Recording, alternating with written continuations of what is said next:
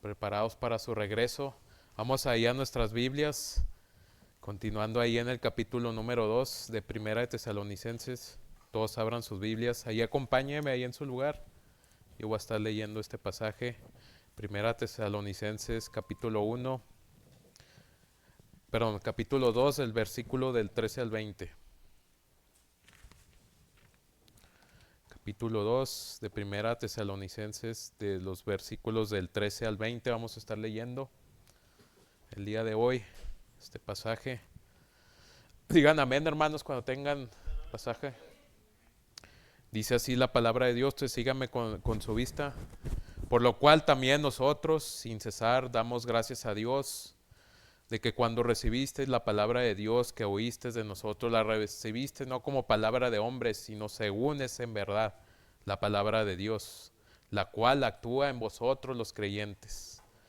Porque vosotros, hermanos, vinisteis a ser imitadores de las iglesias de Dios en Cristo Jesús, que están en Judea, pues habéis padecido de los de vuestra propia nación las mismas cosas que ellas padecieron de los judíos, los cuales mataron al Señor Jesús y a sus propios profetas, y a nosotros nos expulsaron. Y no agradan a Dios y se oponen a todos los hombres, impidiéndonos hablar a los gentiles para que éstos se salven. Así colman ellos siempre la medida de sus pecados, pues vino sobre ellos la ira hasta el extremo.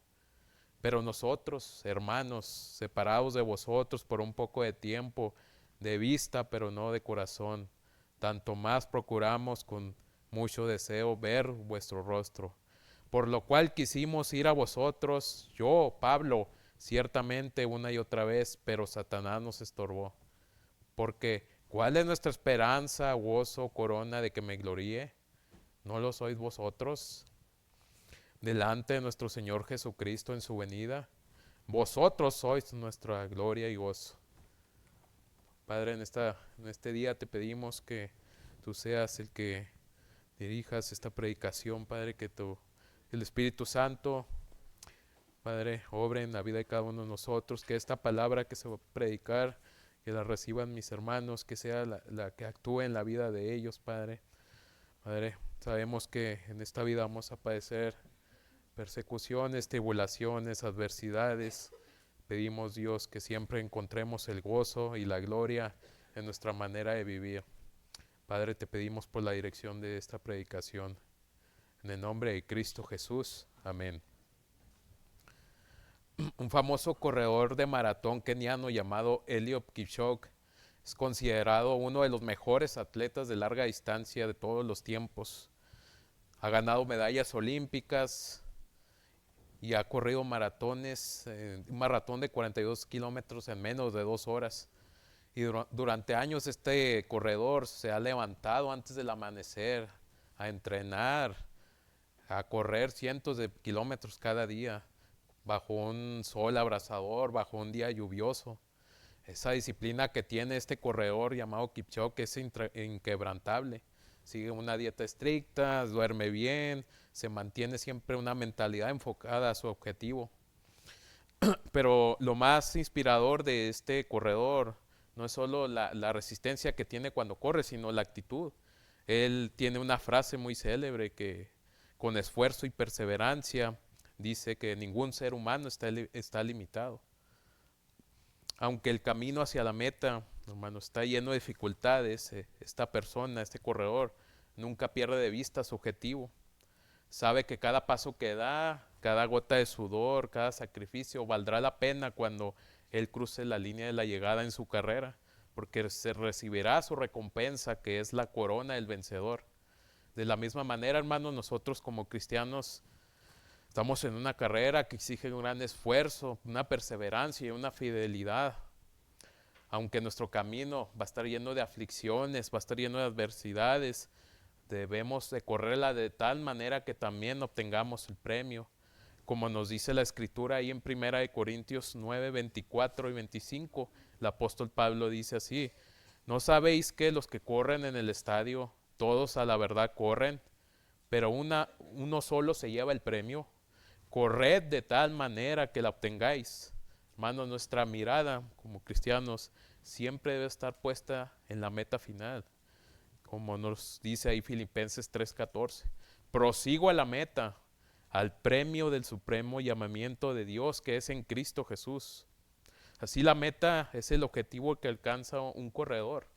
Para los creyentes, hermanos, nuestra meta final es nuestra reunión con Cristo, ya sea que muramos en Cristo o que Él se manifieste gloriosamente, como dice su palabra en Tito 2:13, en la versión internacional dice, mientras aguardamos la bendita esperanza, es decir, la gloriosa venida de nuestro gran Dios y Salvador Jesucristo. El premio, hermanos, de ese día es la corona del vencedor, que para nosotros es estar en la presencia de Cristo, donde nos vamos a gozar y glorificar por nuestra recompensa. Así que hoy, hermanos, a la luz de la palabra de Dios, debemos de prepararnos por la venida de Cristo, corriendo nuestra carrera, siempre motivados por nuestra gloria y gozo en su regreso. Y ese es el mensaje del día de hoy, nuestra gloria y gozo en su regreso. Y aquellos que están motivados, hermanos, en esa gloria, en ese gozo que vamos a tener en su regreso, es porque está recibiendo la palabra de Dios como la única verdad. En los sermones anteriores vimos que el apóstol Pablo defendía su ministerio ante los tesalonicenses. Eso, quien el apóstol Pablo estaba enfrentando oposición por parte de unos líderes religiosos y filósofos, lo estaban acusando de usar métodos engañosos, lo estaban acusando de usar motivos fraudulentos para engañar a los tesalonicenses. Pero Pablo le recordaba a su iglesia que su visita no fue en vano, que a pesar de esa oposición de esas personas, los frutos de esa labor del apóstol Pablo en la iglesia de Tesalónica estaba todavía evidente, porque esa iglesia, hermanos, reflejaba, era una iglesia ejemplar, pues siempre reflejaba una fe genuina y a pesar de la persecución siempre estaba motivada por el amor y siempre todo su trabajo estaba sostenida por la esperanza en el regreso de Cristo. Así que Pablo y sus colaboradores siempre predicaban ese mensaje con integridad.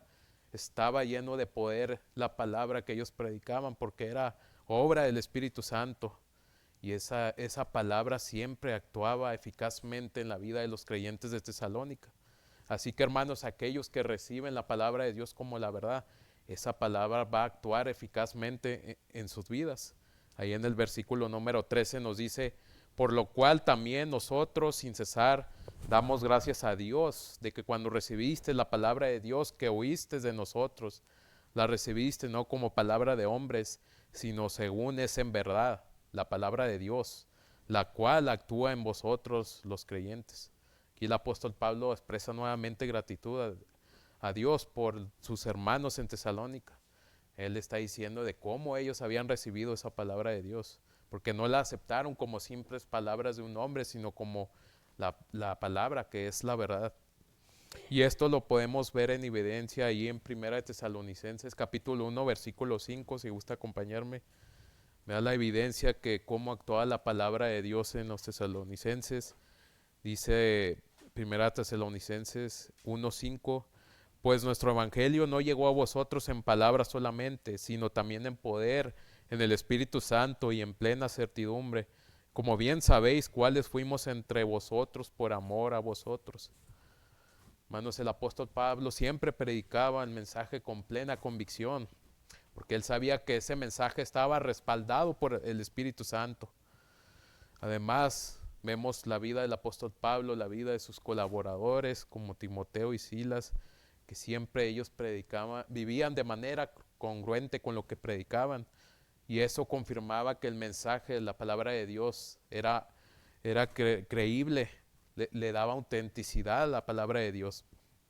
Aquí vemos que en el versículo dice, lo cual actúa en vosotros los creyentes. Esa palabra significa que siempre está en acción, que trabaja eficazmente en la vida de los creyentes. Así que la palabra de Dios siempre estaba trabajando en los tesalonicenses, porque el Espíritu Santo obraba en la vida de ellos. Y esto se evidenciaba por los frutos que producían la iglesia de Tesalónica, como dice ahí también en el capítulo 1, versículos 9 y 10.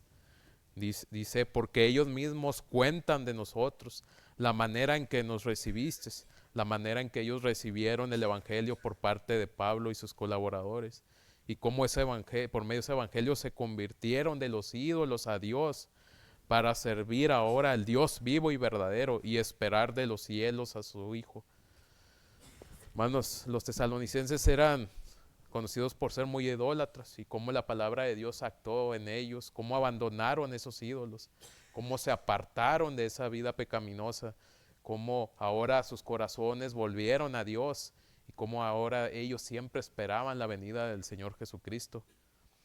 Y a pesar de todas las aflicciones que vivieron los tesalonicenses, vemos cómo su testimonio resonaba no solamente afuera ahí de su área, sino fuera de las provincias. Veían los demás cómo la palabra de Dios actuaba, cómo se convirtieron, cómo su testimonio inspiraba a otros también a escuchar la palabra de Dios. Y eso era porque, hermanos, la palabra de Dios que oraba es porque la palabra de Dios, la verdad, la única verdad. Y él mismo actúa, hermanos, en la vida de los creyentes, como dice Filipenses 2:13. La Nueva Traducción Viviente dice, porque Dios es el quien vosotros produce así el querer como el hacer por su buena voluntad. Entonces, hermanos, ¿cómo actúa la palabra de Dios en nosotros los creyentes? Dios siempre va a producir en nosotros, hermanos, el querer, porque su palabra es inspirada por Él. Aquí la palabra querer en este versículo no está diciendo que Dios se enfoca solamente en emociones o en lo que queremos hacer o en deseos que tengamos. Él siempre va a tener la intención de cumplir su propósito en nuestra vida, hermanos. Así que Él nos va a capacitar para cumplir ese propósito. Y lo podemos ver ahí en 2 Tesalonicenses 1:11. Ahí si gusta acompañarme. 2 Tesalonicenses capítulo 1, versículo 11. Aquí lo que le dice el apóstol Pablo a los tesalonicenses, dice, por lo cual, asimismo oramos siempre por vosotros para que nuestro Dios os tenga por dignos de su llamamiento y cumpla todo propósito de bondad y toda obra de fe con su poder. Hermanos, la palabra de Dios siempre va a obrar en nuestra vida para movernos, para motivarnos, para hacer la voluntad de Dios.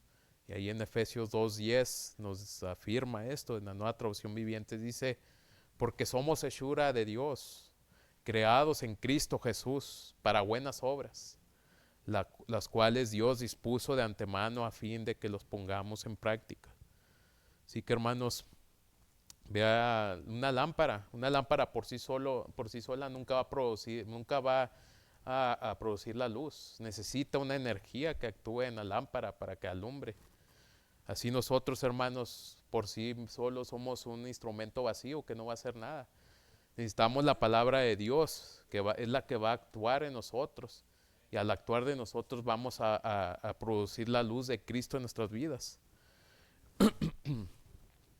Así también como las ramas en la vid, así como también las ramas dependen de la vid para dar frutos, hermanos. Nosotros también dependemos en Cristo para producir los frutos. Pero ¿cómo produciremos frutos en nuestras vidas? Hermanos, si la palabra de Dios actúa en su vida, es como esa tierra fértil donde cae la semilla. La palabra de Dios va a producir sus frutos. Usted recibe el mensaje con un corazón abierto, lo escucha atentamente, no solo lo escucha, sino que lo acepta y lo obedece, como afirma el apóstol Pablo en 1 Corintios 15:1. El evangelio que os he predicado, el cual también recibisteis, en el cual también perseveráis. Si usted lo recibe, hermanos, con ese corazón abierto, va a estar dispuesto a que Dios actúe en su vida. Van a venir pruebas, van a venir los afanes de la vida y esa palabra va a seguir actuando en sus vidas. Va a comenzar a dar fruto. Y cuando usted comience a dar fruto, se va a esforzar para también sembrar esa misma semilla del evangelio, para alcanzar a otros con la verdad. Y al hacerlo esto, siempre, hermanos, lo vamos a hacer con integridad. No vamos a buscar beneficios personales, como fama, como dinero, sino que siempre vamos a buscar el propósito de Dios. Siempre vamos a ser examinados por su palabra. para ser hallados fieles, para ser dignos de confiarnos en el Evangelio de Dios. Hermanos, y cuando sembramos la palabra con integridad y cuando lo hacemos con un corazón dispuesto a Dios, va a venir una cosecha. Esa cosecha no depende de nosotros, sino es obra del Espíritu Santo, quien es el único que actúa en los corazones de las personas.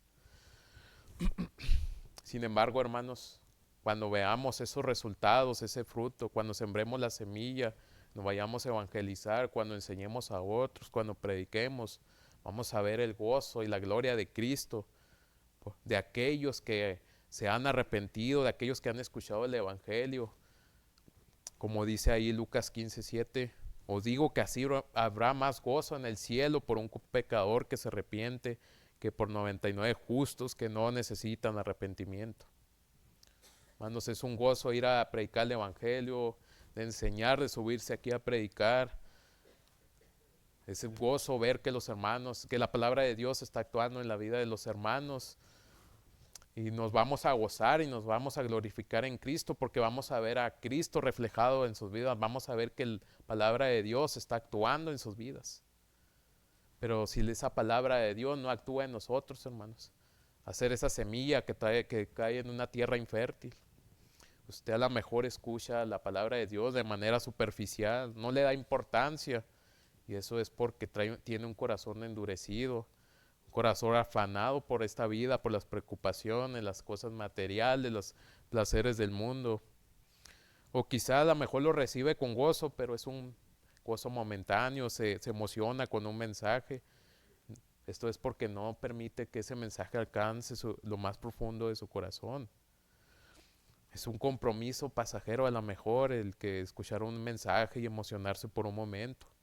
Y esto es, hermanos, porque no está cultivando una relación con Dios, no está en oración, no está leyendo su Biblia, devocionales, no se mantiene activo en la iglesia, en servir a Dios mediante un ministerio. ¿Y qué va a pasar con aquellos que no actúa la palabra de Dios en su vida? Van a venir persecuciones, problemas, angustias, y eso en lugar de acercarlo más a Dios, pues lo va a terminar alejando. Van a venir los afanes de este mundo, como el trabajo, los problemas de la vida cotidiana, y eso va a ocupar el primer lugar en su corazón y va a desplazar a Dios. Y eso es porque usted no está impidiendo que la palabra de Dios actúe en su vida y produzca esos frutos. Por tanto, hermano, hoy examine cuidadosamente su corazón, porque, hermanos, y querida persona que no es salva, esas palabras que rechazamos, esas palabras que no obedecemos, también serán esas palabras que lo puedan condenar en el día final, como dice Juan 12:48. En la versión internacional dice, el que me rechaza y no acepta mis palabras, tiene quien lo juzgue. La palabra que yo he proclamado lo condenará en el día final. En ese día, querida persona, si usted ahorita ha rechazado la palabra de Dios, si usted no está dejando que esa palabra de Dios actúe en su vida, ese día que quienes lo rechazaron y vivieron conforme a sus propios deseos y decisiones de este mundo, enfrentará lamentablemente ese castigo eterno, como advierte ahí en Mateo 25:41, en la Nueva Traducción Viviente dice, el Hijo del Hombre enviará a sus ángeles y ellos quitarán del reino todo lo que produzca pecado y a todos aquellos que hagan lo malo, y los ángeles lo arrojarán al horno ardiente donde habrá llanto y rechinar de dientes.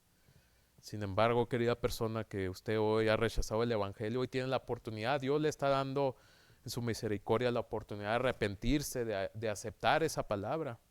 Como dice Juan 5:24 en la versión internacional, dice, les aseguro que el que oye mi palabra y crea al que me envió tiene vida eterna y no será juzgado, sino que ha pasado de la muerte a la vida. Así que hoy lo exhorto, lo invito a que tenga ese corazón dispuesto a recibir la palabra de Dios. Deje que esa palabra de Dios actúe en su vida. Solo por medio de la fe en el Señor Jesucristo será salvo y escapará de esta condenación eterna.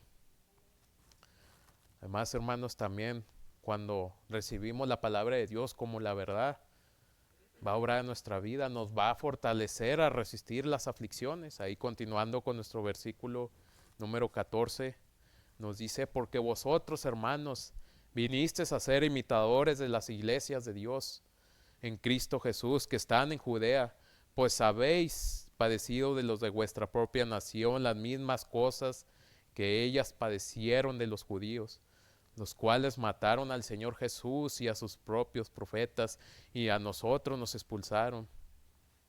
El apóstol Pablo aquí les dice a los tesalonicenses que ya les había advertido que vendrían aflicciones a causa del evangelio, enfrentarían estas persecuciones, las cuales estaban cumpliendo. Ahí en Primera Tesalonicenses capítulo 3 y 4, ahí les advierte el apóstol Pablo a la iglesia de Tesalónica, les dice Primera Tesalonicenses 3 y 4, porque también estando con vosotros os predecíamos que íbamos a pasar tribulaciones como ha acontecido y sabéis. Hermanos, esas aflicciones que vivían los tesalonicenses se manifestaron en gran sufrimiento, habían soportado persecución, como aquellas iglesias en Judea que enfrentaron oposición y rechazo por parte de su mismo pueblo, de los judíos, y a pesar de eso siguieron firmes en el Señor, siguieron el ejemplo del apóstol Pablo, de sus colaboradores, del Señor Jesucristo, porque habían aceptado esa palabra de Dios con gran gozo, y aún en medio de esa tribulación, como dice ahí Primera de Tesalonicenses 1:6, vinieron a ser imitadores de nosotros y del Señor Jesucristo, porque recibieron la palabra en medio de gran tribulación con gozo del Espíritu Santo. Así, hermanos, en medio de esas persecuciones, de esas aflicciones que tenían, vinieron a ser imitadores del Señor Jesucristo y de otros creyentes. Estaban llenos de fe, de amor, de perseverancia a resistir estas aflicciones. Y vemos cómo el Señor Jesucristo también vivió una vida igual, enfrentó oposición, él fue traicionado, fue golpeado, fue falsamente acusado, pero él nunca respondió con ira, sino con gran fortaleza soportó esas aflicciones.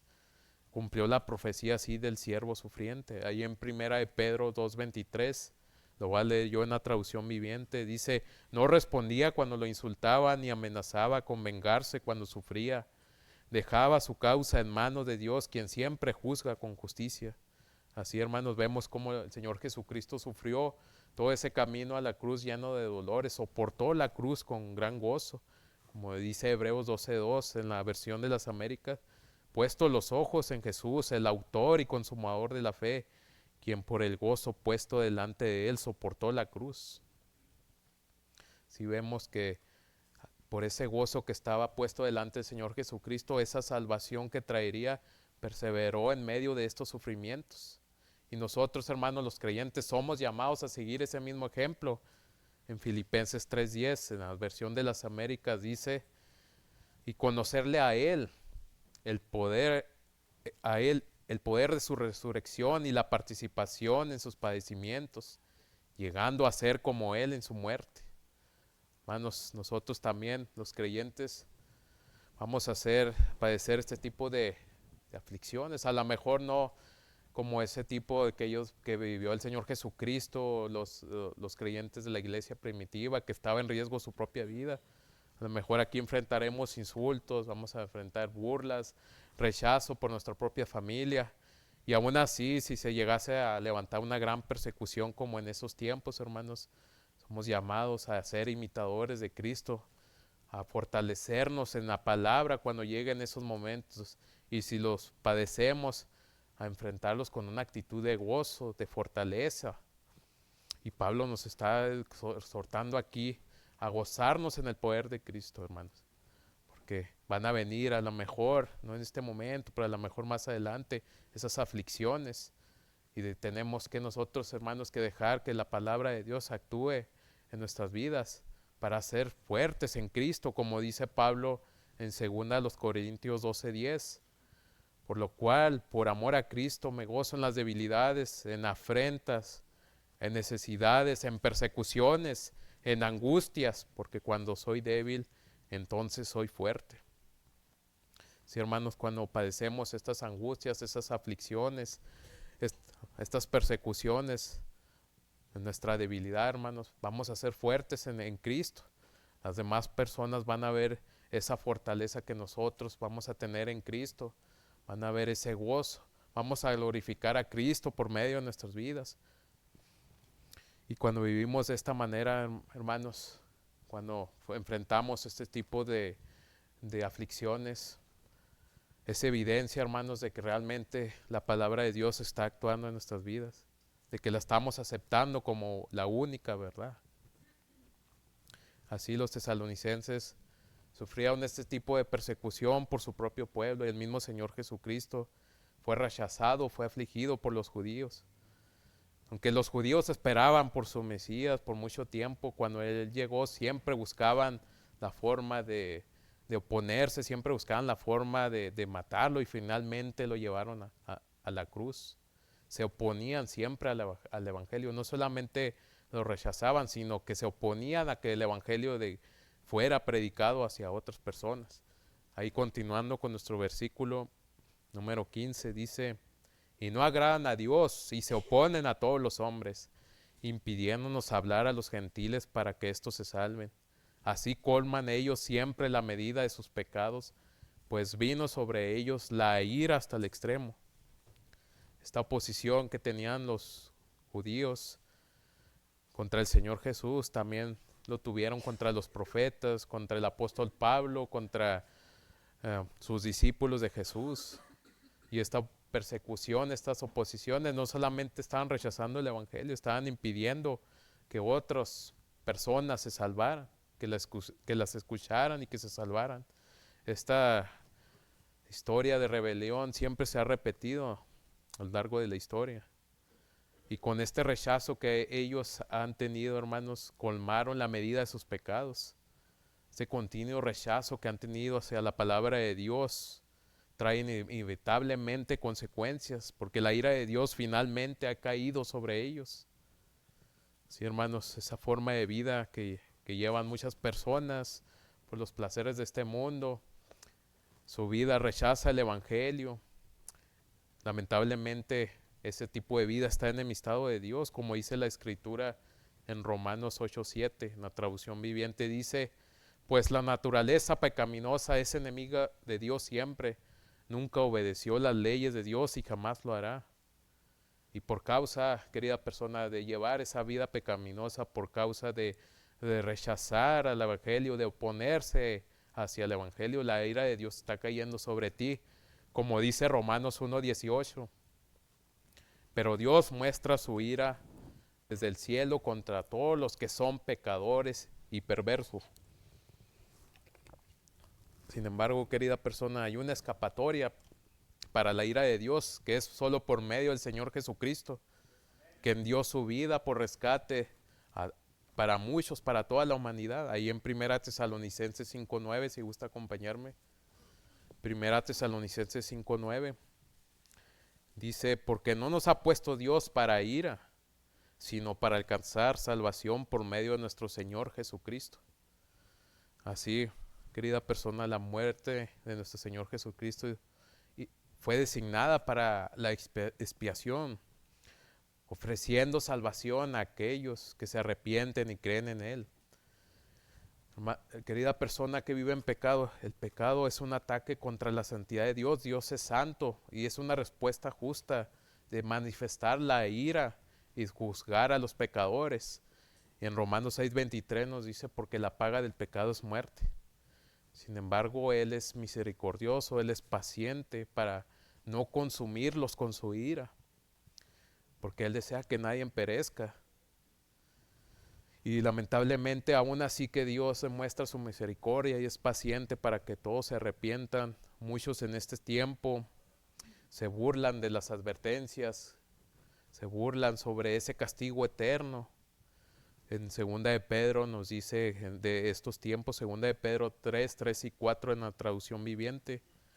Vea lo que nos dice sobre estos últimos tiempos, las personas que viven en estos tiempos. Dice: ante todo, deben saber que en los últimos días vendrá gente burlona, que siguiendo sus malos deseos se mofará, se burlará y dirá: ¿qué hubo de esa promesa de su venida?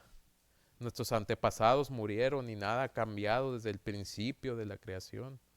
Muchas personas el día de hoy se burlan de que Cristo va a venir, lo toman a burla, siguen viviendo en su vida pecaminosa. Dicen, no, que la promesa, yo no veo que Cristo venga, y siguen viviendo en su vida pecaminosa, se siguen burlando, siguen rechazando el evangelio, se siguen oponiendo. Pero aquella persona, ¿qué va a pasar cuando Cristo se manifieste en su segunda venida hacia aquellos que rechazaron el evangelio y que nunca creyeron? Lamentablemente la ira de Dios va a caer sobre toda la humanidad en ese tiempo. En aquel tiempo que dice el Apocalipsis de la gran tribulación, ya cuando su iglesia sea levantada y la ira de Dios, esa ira venidera, caiga sobre la humanidad. Ahí en Apocalipsis 6, 15 y 16, yo lo voy a leer en la versión internacional. Vea a esas personas cómo van a conocer la ira de Dios. Dice, los reyes de la tierra, los magnates, los jefes militares, los ricos, los poderosos y todos los demás, esclavos y libres, se escondieron en las cuevas y entre las peñas de las montañas. Todos gritaban a las montañas y a las peñas, caigan sobre nosotros y escondámonos de la mirada que está sentado en el trono y de la ira del Cordero. Así que, querida persona, cuando Cristo se lleva a su iglesia, va a haber una gran tribulación, va a ser la consumación de la ira de Dios hacia la humanidad. Esas son las consecuencias que va. Y esto es por causa de las consecuencias del pecado. Pues nada, querida persona, en este momento escapa de la vista de Dios. Él conoce el corazón de todos los hombres, sabe qué hay en su corazón, en sus pensamientos. Y en Hebreos 4:13, en la versión internacional, dice que ninguna cosa creada escapa a la vista de Dios. Todo está al descubierto, expuesto a los ojos aquel quien hemos de rendir cuentas. Y ahí en Gálatas 6, 7 y 8 nos advierte que todo lo que el hombre siembra, eso también segará, porque que siembra para su propia carne, de la carne segará corrupción. Así, querida persona, si usted vive en pecado el día de hoy, usted está sembrando esa vida pecaminosa, y lamentablemente que quien vive conforme a esos vida pecaminosa, a sus propios deseos, se dirige a una muerte espiritual, se dirige hacia esa ira venidera, hacia aquel castigo eterno. Pero déjeme decirle que la gracia de Dios ha dado una salida a esta condena. Él proveyó ese rescate para el perdón de nuestros pecados. Nuestro Señor Jesucristo en la cruz pagó esa deuda de su vida pecaminosa. Con su sangre preciosa cubrió nuestros pecados. Ahora no significa que Dios haya pasado por alto ese pecado, sino que esa deuda fue satisfecha, como dice en Primera de Pedro 1, 18, 19, si gusta acompañarme. Ahí en Primera de Pedro 1, 18, 19. Primera de Pedro 1, 18, 19, en la versión Reina Valera, dice, sabiendo que no fuiste redimidos de vuestra vana manera de vivir, heredada de vuestros padres con cosas perecederas como oro o plata, sino con sangre preciosa, como de un cordero sin tacha y sin mancha, la sangre de nuestro Señor Jesucristo. Así, querida persona, déjeme decirle que por medio de este acto redentor, de la muerte y la resurrección de nuestro Señor Jesucristo, la ira de Dios fue aplacada. Ahora nos permite estar reconciliados con Dios. El amor es tan grande que Él envió a su Hijo a morir por cada uno de nosotros. Él cargó la culpa de nuestros pecados en la cruz y murió en nuestro lugar. Y mediante esa muerte y resurrección, Jesús pagó el precio del pecado. Así nos ofrece el perdón y la vida eterna. En Romanos 5:21 dice, así como reinó el pecado en la muerte, reine también la gracia que nos trae justificación y vida eterna por medio de nuestro Señor Jesucristo. Así que hoy le invito a que reconozca su manera de vivir, esa vida pecaminosa que no es agradable ante los ojos de Dios. Reconozca que solo en Cristo puede encontrar el perdón de sus pecados. Un verdadero arrepentimiento, querida persona. Ahora admita que ha pecado contra Dios. Apártese de esa vida pecaminosa. Y ahora viva conforme a la palabra de Dios. Permita que esa palabra de Dios que está escuchando el día de hoy, que actúe en su vida, obedézcala, viva conforme a la palabra de Dios, que es la única verdad. Así, hermanos, también nuestra gloria en gozo en su regreso está también en nuestra vida, hermanos, cuando demostramos un corazón ferviente por la obra de Dios. Aquí el apóstol Pablo estaba lejos de la iglesia de Tesalónica. Les escribe esta carta para fortalecerlos con su amor, animarlos, darles esperanza en medio de estas tribulaciones que ellos estaban pasando. El apóstol Pablo está expresando un deseo ardiente de volver a ver a sus hermanos en Cristo. Y él tenía un profundo cuidado por ellos. Él les está aquí exhortando a que permanezcan firmes a pesar de esa adversidad que estaban pasando. Ahí en el versículo número 17 nos dice: pero nosotros, hermanos, separados de vosotros por un poco de tiempo, de vista pero no de corazón, tanto más procuramos con mucho deseo ver vuestro rostro, por lo cual quisimos ir a vosotros. Yo, Pablo, ciertamente una y otra vez, pero Satanás nos estorbó. Aquí el apóstol Pablo tenía una gran preocupación por esa iglesia que había dejado, pero también expresaba unas palabras llenas de amor. Él estaba aclarando que su partida no fue porque ya no les interesaba a ellos, sino que por circunstancias que estaban fuera de su control. Aquí la palabra que dice aquí separados, esta significa quedar huérfanos. Es como cuando uno los separa de su familia, de sus papás, de sus hijos. Él sentía lo mismo cuando fue apartado de sus hermanos de Tesalónica. Aunque físicamente estaba lejos, en su corazón siempre permanecían ellos, los tenía en constantes oraciones. Él siempre anhelaba regresar con sus hermanos para fortalecerlos en la fe por esa gran tribulación que estaban pasando. Sin embargo, vemos que enfrentaban gran oposición. Ahí en el versículo número 18, lo va a leer en la traducción viviente. Dice, teníamos, el apóstol Pablo les está diciendo, muchas ganas de visitarlos de nuevo. Y yo, Pablo, lo intenté, no solamente una, muchas veces. Pero Satanás siempre me impidió ir a verles. Bueno, Satanás significa su nombre, adversario. Él siempre ha intentado frustrar los planes de Dios desde el principio. Como vemos cuando se introdujo el pecado por medio de Adán y Eva en el huerto del Edén. Vemos que desde ese momento que se introdujo el pecado, hermanos, que aún así que él por medio de eso, de engañarlos ahí en el huerto del Edén, pero su derrota desde ahí ya fue estipulada. Ahí en Génesis 3:15, en la traducción viviente, dice: pondré hostilidad entre tú y la mujer, y entre tú y tu descendencia, y la descendencia de ella. Su descendencia te golpeará la cabeza y tú la golpearás en el talón. Hermanos, Satanás siempre va a ser el adversario de la humanidad. Él siempre ha utilizado sus recursos como espíritus malignos, incluso ha utilizado a incrédulos para oponerse a la obra de Dios. Desde el Antiguo Testamento vemos cómo se ha levantado en contra de los profetas que Dios ha enviado, cómo los ha perseguido, incluso los ha hasta asesinado.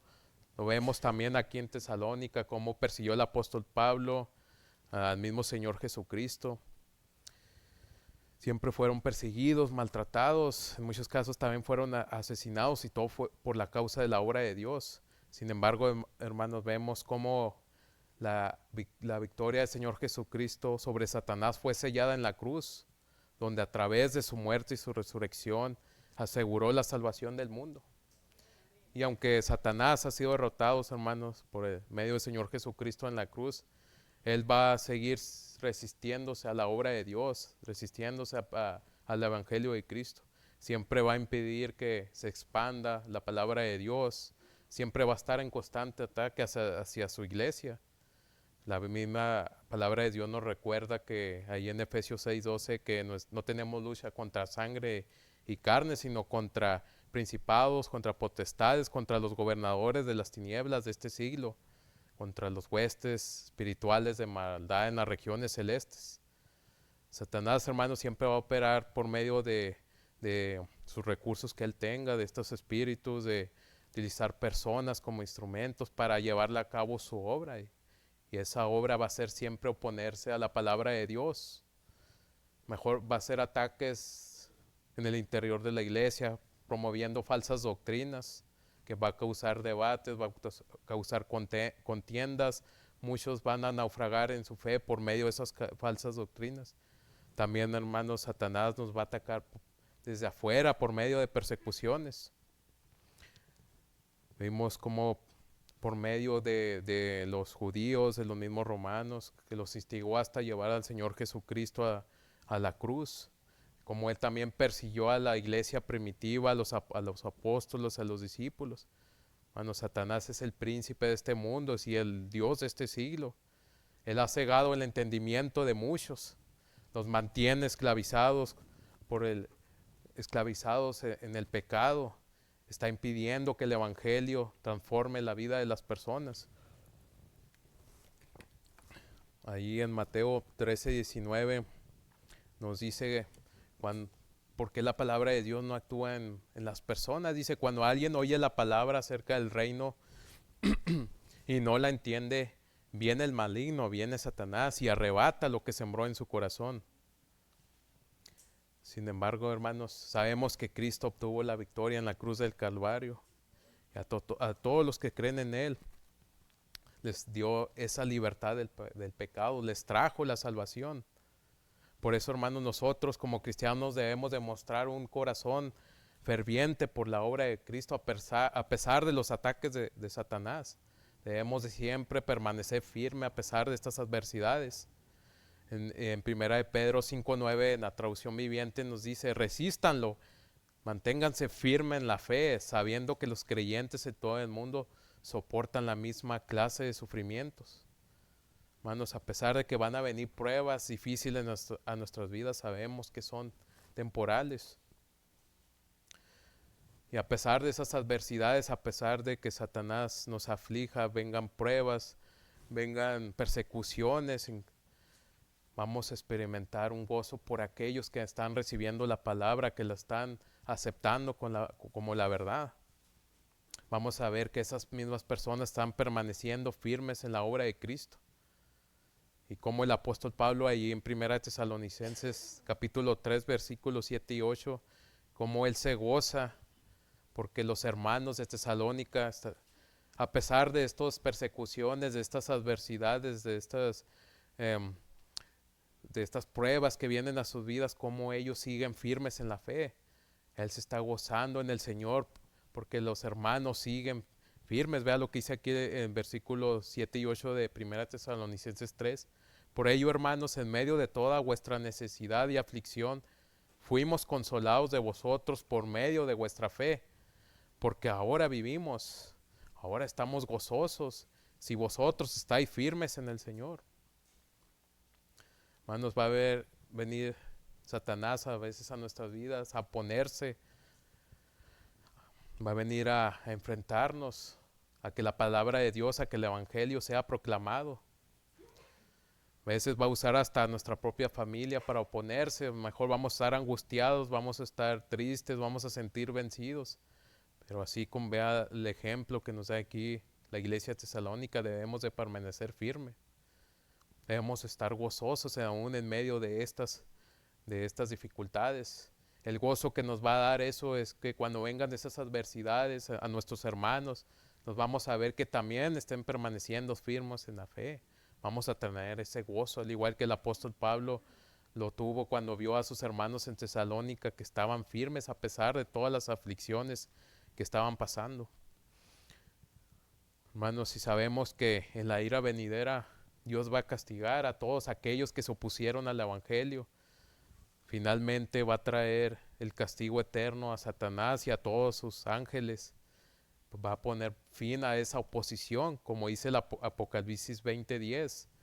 Dice, el diablo que los engañado fue lanzado en el lago de fuego y azufre, donde estaba la bestia, el anticristo y el falso profeta, y serán atormentados día y noche por los siglos de los siglos. Pero déjeme decirle, que, querida persona, si usted rechaza el evangelio, si usted se opone hacia él y no lo acepta, usted también va a padecer lo mismo que Satanás. Ahí en Apocalipsis 21:8 dice, pero los cobardes e incrédulos, los abominables y homicidas, los fornicarios y hechiceros, los idólatras y todos los mentirosos tendrán su parte en el lago que arde con fuego y azufre, que es la muerte segunda. Así que, querida persona, Dios va a traer su juicio para aquellos que se opusieron al Evangelio, aquellos que persiguieron a quienes proclamaban el Evangelio, aquellos que se burlaron de la palabra de Dios, que nunca quisieron renunciar a su vida pecaminosa. Sin embargo, usted tiene hoy la oportunidad de arrepentirse de sus pecados, usted tiene la oportunidad de recibir al Señor Jesucristo como su Salvador y ser perdonado. En Juan 1:12 dice, a todos los que le recibieron, a los que creen en su nombre, les dio potestad de ser hechos hijos de Dios. Con este nuevo nacimiento, querida persona, ahora lo hará un hijo de Dios, va a restaurar esa relación con Él. Ya no va a caer en esa condenación eterna que va a ser para el diablo y sus ángeles. Ahora ha pasado de esa muerte hacia la vida. Hermanos, y a pesar de que estas persecuciones y estas adversidades que estamos sufriendo, vamos a sufrir, todo esto lo hemos de esperar con anhelo por la recompensa eterna que vamos a tener en el regreso de Cristo. Ahí en el versículo número 19 nos dice, porque ¿cuál es nuestra esperanza o gozo o corona de que me gloríe? ¿No lo sois vosotros delante de nuestro Señor Jesucristo en su venida? Vosotros sois nuestra gloria y gozo. Aquí vemos como el apóstol Pablo, con unas palabras tiernas, expresa sus sentimientos hacia sus hermanos de Tesalónica. Lo dice casi de una manera poética a través de esta pregunta. Les invita a reflexionar. Dice, ¿quién es nuestra esperanza, gozo, corona de gloria? ¿No lo sois vosotros delante de nuestro Señor Jesús en su venida? Y él mismo está respondiendo, vosotros sois nuestra gloria y gozo. Hermanos, en la venida de Cristo, Pablo y todos los apóstoles y discípulos verán el cumplimiento máximo de su esperanza. Van a experimentar un gozo supremo porque ellos van a ver esos frutos de aquellos esfuerzos que tuvieron cuando predicaron el Evangelio. Estarán con gran alegría en la presencia de Dios, dándole gracias y alabanzas. Que el Señor Jesús mismo dijo ahí en Lucas 15:10, así os digo que hay gozo delante de los ángeles de Dios por un pecador que se arrepiente. Y esta debe ser nuestra gran satisfacción, hermanos, de todos nosotros, de sembrar la palabra de Dios, de sembrar esa semilla para alcanzar a otros para salvación. Nos vamos a gozar, nos vamos a alegrar cuando esa semilla dé fruto en la vida de los demás. Aquellos que se han arrepentido, aquellos que han creído en Él, que han estado firmes en su palabra. Por eso, hermanos, debemos de aceptar la palabra de Dios como la verdad, de dejar que actúe en nuestras vidas. Debemos de compartir a otros esa misma palabra por este mundo que lamentablemente está pereciendo. Como dice Filipenses 2:16 en la traducción viviente, aférrense a la palabra de vida. Entonces el día que Cristo vuelva, me sentiré orgulloso de no haber corrido la carrera en vano y de que mi trabajo aquí no fue inútil. Hermanos, nuestra vida aquí, como dijo el apóstol Pablo, es una carrera que debemos de correr con perseverancia. A pesar de que va a haber obstáculos en nuestro camino, esas adversidades, esas afrentas que nos va a poner el enemigo, mejor esas persecuciones que vamos a padecer, pero siempre debemos de demostrar ese corazón ferviente por servirle a Cristo. Nosotros solamente somos instrumentos de Dios. Nuestra labor aquí es sembrar esa palabra de Dios. El fruto va a ser por obra del Espíritu Santo. Pero nos vamos nosotros a gozar, nos vamos a alegrar cuando veamos esos frutos crecer en la vida de nuestros hermanos. Aquellos que también han permanecido firmes en su palabra. Y a pesar de, hermanos, de que vamos a padecer esas adversidades, ahí en Filipenses 4:1, versión de las Américas, dice, así que hermanos míos, amados y añorados, Gozo y corona mía, estad así firmes en el Señor, amados. Hermanos, aquellos por quien hemos trabajado en el Señor, aquellos en que hemos llevado el Evangelio, que los hemos enseñado como maestros, quienes en que hemos predicado, quienes que le hemos dado palabras de aliento, que les hemos consolado, todos ellos van a ser nuestra corona y nuestro gozo en el regreso de nuestro Señor Jesucristo. Vamos a ver esa recompensa de ver en ellos la imagen de Cristo reflejadas. Sí, hermanos, el día de hoy, para terminar, les exhorto a que sigamos trabajando con un corazón ferviente, siempre seamos fieles a la obra de Cristo, siempre prediquemos el mensaje de Dios como la única verdad, siempre confiemos que la palabra de Dios va a actuar en la vida de los demás, de aquellas personas en que les predicamos sus palabras. Lo vamos a ver cómo actúa cuando ellos también sean firmes, cuando vengan esas persecuciones, esas aflicciones. Hermanos, aquí en nuestra carrera, así como ese corredor que sufre que entrena y sufre en el entrenamiento, nosotros también vamos a sufrir aquí en nuestra vida. Pero todas estas aflicciones un día cuando Él regrese se verá recompensada. ¿Por qué, hermanos? Porque ustedes, mis hermanos, son nuestra esperanza y corona de gozo. Y cuando nuestra labor termine en esta tierra y estemos en la presencia de nuestro Señor Jesucristo en su regreso, ustedes, hermanos, van a ser mayor fuente de alegría y gozo. En ese día nos vamos a gloriar, nos vamos a gozar en la presencia de Cristo, sabiendo que nuestra labor aquí, sabiendo que toda nuestra carrera aquí no fue en vano, sino que siempre la corrimos con gran dedicación y perseverancia. Así que, hermanos, sí vamos a padecer lamentablemente este tipo de adversidades por el Satanás, vamos a padecer persecuciones por parte, a lo mejor, por la causa de Cristo, de otras personas. Pero, hermanos, vamos a ver ese gozo reflejado en el día que Cristo regrese, de ver a otros hermanos que permanecieron firmes. Nos vamos a gloriar y nos vamos a glorificar en Cristo cuando estemos en su presencia. Vamos a orar, hermanos. Señor, te damos gracias por el día de hoy estar aquí en tu iglesia, por esa gracia que ha sido manifestada hasta el día de hoy. Padre, te pedimos que tu palabra siempre actúe en nuestras vidas. Padre, permite que